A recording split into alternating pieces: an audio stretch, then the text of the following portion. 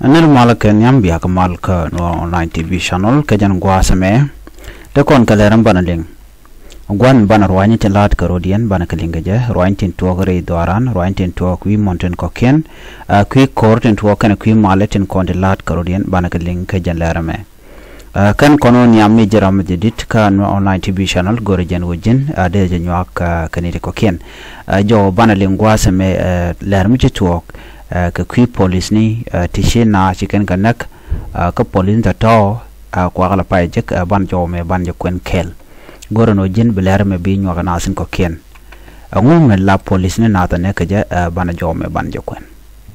police ni la kana ta ne ka sha je bengach ban jo me ban je kwen ler me to kare wich ka so Sudan ka do badan en chai no ga je gorjen wa biling ogwa ka ta dana len warudin gaje ki tashing ne tin lat karodin rewika so Sudan ka ki police ne don shi den ajin ngum la roda bat biling kana men go police ne kan dial chari ne kel gwen dial tin kon tikatin ban jome ban jeling ogwa re ka me to ka yambio re ka me ne chala do shi police ne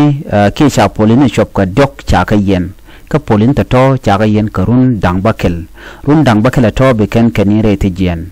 ngumi yan ka polin karun dang bakela men biya nga jang waseme ala police ne mi sharan chaje yen lakan nat lakan ka wiya doire jami no don mu chajo joyo radadien ke ramadana yi ramamo ba jogo no jin welele na bugran bu pemre le duel ki bugran kamrar bi ken bu doch kan gwadamo bi shute ka gwar ki bi te ka pon me bejalong tangon la kana gorno bi kene pim gon ten konen chabanga jino de jen ki de jen enten donge kan jipim re jemi brem balon re du ko chaje banga chana bi kene do chong ko do ken wot ko do ken tet ko ano nyok shikan wang chon yikan ka do ko ngai ken no ba kan en ki baga pod la kan do ni ring alo nor ken ring krim chaje no re jen liaran tam do dien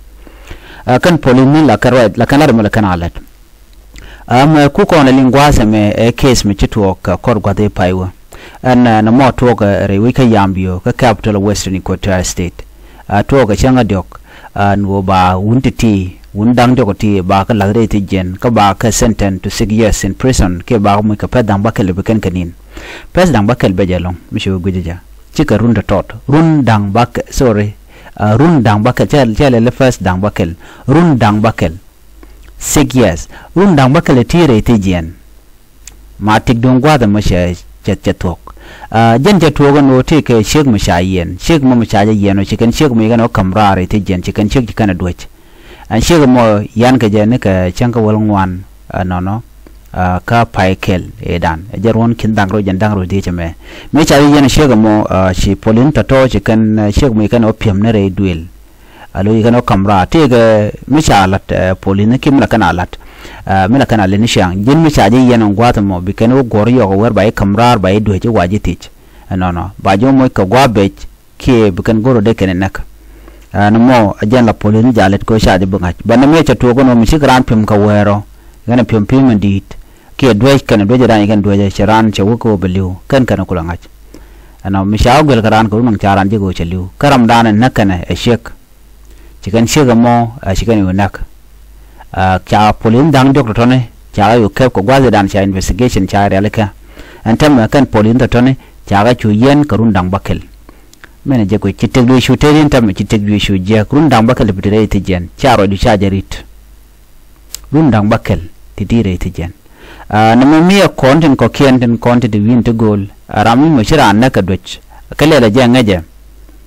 la ja nakai bajenak ko shiram mo shinak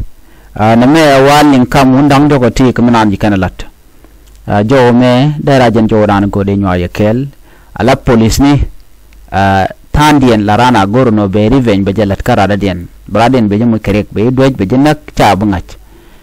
bianga jeno police ne kanang nat so chwa ka ngade long ko tandien tikanutun ko bi na bukan gagang tandien wukareti jen ke wuka ka police ko bi kan ko ken bukan ka wonak jan to ko no mo ani biate mal ban je mu den bye bye